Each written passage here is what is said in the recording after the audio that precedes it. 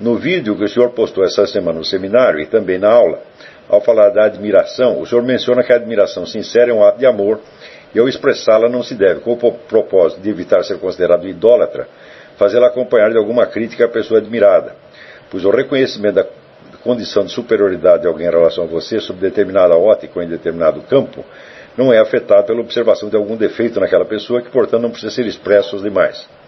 Pergunto, qual a maneira de conciliar a questão do reconhecimento da superioridade de alguém em relação a você com a do reconhecimento da nossa grandeza como almas imortais e com a frase de Jesus Cristo que vós sois deuses? Bom, em primeiro lugar, a questão é muito simples. O fato de que nós sejamos almas imortais não quer dizer que sejamos todas do mesmo tamanho ou que tenhamos o mesmo nível qualitativo. Almas imortais somos todos nós, mas há alguma diferença, por exemplo, com relação aos santos. Quer dizer, se você, como alma imortal, está abaixo de um santo, bom, o número dos degraus hierárquicos aí é ilimitado, tá certo? Então não há muita dificuldade. Mas, note bem, eu considero que esse problema da admiração no Brasil é um dos problemas mais sérios, porque a ideia mesma de alta cultura é uma ideia hierárquica, e não existe alta cultura se você não é capaz de separar o mais alto e o mais baixo. E desta distinção entre o mais alto e o mais baixo, faz parte integrante a relação que existe entre os méritos e os deméritos de cada pessoa, porque demérito todo mundo tem. Não é isso? E a posição, onde a proporção entre mérito e demérito faz parte, evidentemente, da hierarquia. Quer dizer, há pessoas cuja atuação inteira é apenas um conjunto de deméritos, dos quais de vez em quando se salva alguma coisa, e outras ao contrário, você tem uma quantidade enorme de méritos nos quais alguns defeitos aparecem aqui ou ali, mas estão colocados numa posição hierárquica diferente. Então, o problema evidentemente não é para a pessoa admirada, mas para o admirador, porque vamos lembrar o que disse Nicolás Gómez Dávila a esse respeito. Prestem atenção. Aqueles cuja gratidão pelo benefício recebido se converte em devoção à pessoa que o outorga, em vez de degenerar no ódio costumeiro que todo benfeitor desperta, são aristocratas, mesmo que caminhem em farrapos. Então, isso quer dizer que, na composição da alta cultura de uma nação, faz parte, vamos dizer, um certo universo de pessoas que são capazes, tá certo, de ter a gratidão devida, a admiração devida, e estas pessoas são exatamente a aristocracia do país, mesmo que sejam os pobretões, mesmo que caminhem em farrapos. A inibição de admirar, ou a necessidade compulsiva de compensar a admiração, com algumas agulhadas, ou algumas insinuações, ou destacando um ou outro defeito da pessoa admirada, é a marca de uma mentalidade baixa. Você vê que a partir dos anos 70, 80, surgiu a moda de biografias pejorativas. Então você pegava um grande personagem, por exemplo, pegava o T.S. Eliot, né, e mostrava lá que ele teve uns problemas com a mulher, teve que internar a mulher num hospício, que de vez em quando perdia a paciência com ela, dava uns gritos, tá certo? E isso aí ocupava metade do livro. Agora, meu Deus do céu, quem é que não teve problema com a mulher? Quem é que nunca gritou com a mulher? Tá certo? Agora, quantos escreveram The Wasteland ou Four Quartets? Não é a mesma coisa. Portanto, a posição destes episódios, vamos dizer, deprimentes no conjunto da vida do sujeito é outro, que não a posição que isto ocupa na vida de um sujeito medíocre, de uma pessoa qualquer. Tá certo? Vamos dizer, o seu Zé Mané da esquina, a briga que ele teve com a mulher pode ser o acontecimento central da vida dele, a coisa mais importante, tá entendendo? Agora, vocês não vão dizer que T.S. Eliot colocou nisso o melhor do que ele tinha, né? Portanto, esse tipo de biografia que destaca esses episódios depreciativos, evidentemente está deformando o conjunto, né?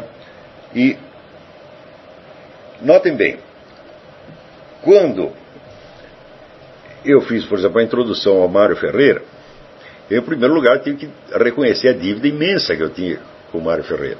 Quer dizer, o que eu aprendi com esse homem não tem limite. Tá certo? Ao mesmo tempo, é claro que reconhecia, por exemplo, o desleixo editorial dele. Mas ao mesmo tempo que o reconhecia, eu o justificava inteiramente. Quer dizer, atenuava aquilo para as devidas proporções que aquilo tinha na realidade. Quer dizer, foi o homem que escreveu toda a enciclopédia das ciências filosóficas ao longo de 16 anos, na base de 3, 4 livros por ano, consciente de que não ia poder dar um acabamento final àquilo, e, portanto, empurrando com a barriga e dizendo, olha, depois de eu morrer, vem alguém e conserta isso. E, de fato, no fim das contas, sobrou para mim, tá certo? Então, claro que é um lado, vamos dizer, deficiente, defeituoso do Mário, né? Você não é possível elogiar o Mário como escritor. Quer dizer, ele como escritor era altamente deficiente. Não quer dizer que não tivesse o talento requerido para ser um grande escritor, mas ele precisaria ter dado mais tempo e mais atenção. Então ele não se realiza neste aspecto da vida. Aí ele permanece deficiente. Mas essa deficiência, ela se apaga no conjunto. Porque o que ele fez como filósofo é tão importante que pouco importa se está bem escrito ou mal escrito. A nossa obrigação é consertar aquilo, tá certo? Lembre-se que na outra aula eu também me referi ao negócio de honrar pai e mãe. Quer dizer, se o seu pai teve defeitos ou cometeu pecados, ele legou para você uma dívida. É você que tem que pagar a dívida dele em vez de ficar falando mal dele. Quanto mais você criticar o seu pai ou sua mãe, mais você está se sujando, porque você não só está deixando de pagar a dívida, como você ainda está aumentando, né? Quer dizer que você, em vez de reconhecer que a dívida é sua, você está fingindo que você é o cobrador em vez de ser o devedor, como você realmente é. Tá certo? Quer dizer, se seu pai deixou débitos, seja no sentido financeiro ou no sentido moral, é você que tem que pagá-los. E na medida que paga, você limpa a imagem dele. Então, do mesmo modo, se numa pessoa com a qual nós temos débitos, tá certo? Intelectuais, por exemplo, você repara defeitos, fala, bom, está na hora de você consertar. Vou te dar outro exemplo. O Otto Maria Carpo, tá certo? O Otto Maria Carpo, ele sempre deixou uma dúvida, uma interrogação sobre quais eram as suas ideias políticas no período austríaco. Ele, de certo modo, varreu isso para baixo do tapete, porque logo ao chegar ao Brasil, ele primeiro sofreu uma campanha de difamação brutal da parte do Partido Comunista. Porém, mais tarde, ele se tornou dependente do Partido Comunista para fins profissionais. Quer dizer que se não tivesse o lobby do partido, ele não teria emprego. Então, a atitude deles com relação ao Carpo mudou e a atitude dele também mudou. Na medida que mudou, então, ele mais ainda tinha um motivo para ocultar as suas opiniões do período austríaco. No começo ele ocultava porque ele estava triste com o que tinha acontecido lá, tinha saído fugido, e simplesmente por tristeza não queria lembrar do período. Porém, mais tarde ele tinha também um motivo político para o ocultar.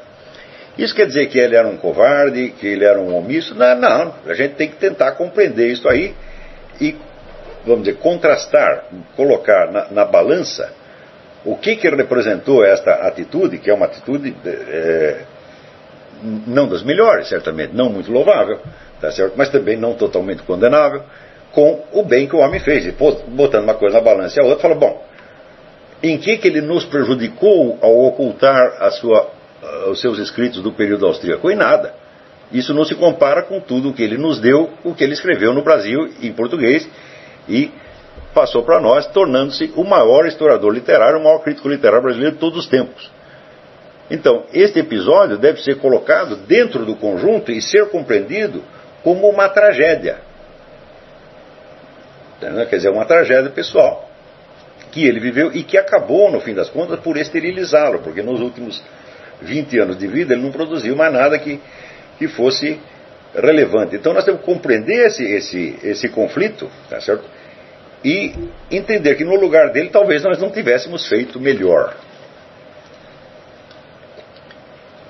Não se esqueçam que naquele período havia uma ditadura de direita no Brasil, e todo mundo que tivesse qualquer ligação com a esquerda tinha todo o direito de ter medo daquilo. Tá certo? Então, note-se que ele ainda teve o mérito de, em vez de procurar a proteção do establishment, ele procurou a proteção justamente de quem estava na oposição. Então não se pode dizer que foi um ato de covardia, foi uma acomodação. Por outro lado, eu sei, através da correspondência do Carpo com o seu grande amigo Pedro Trompovsky, que foi o cara que me chamou. Pedro Trompovsky é um sujeito que é comunista, né? Mas ele disse, olha, o único biógrafo confiável do Carpo é você, então eu vou passar esse material para você. E me passou a correspondência dele, que eu ainda não publiquei, espero publicar um dia.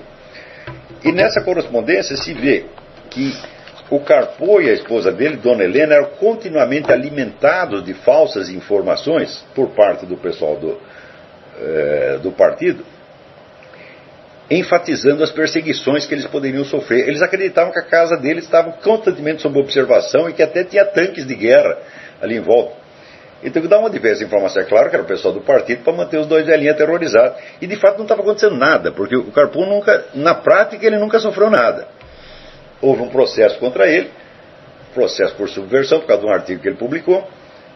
Chegou na justiça, o próprio promotor mandou arquivar aquilo e o Carpô não ficou preso nem por 2 minutos. Ele simplesmente foi lá para responder o processo, chegou lá, o promotor falou, não tem processo nenhum, o senhor está livre, vai para casa.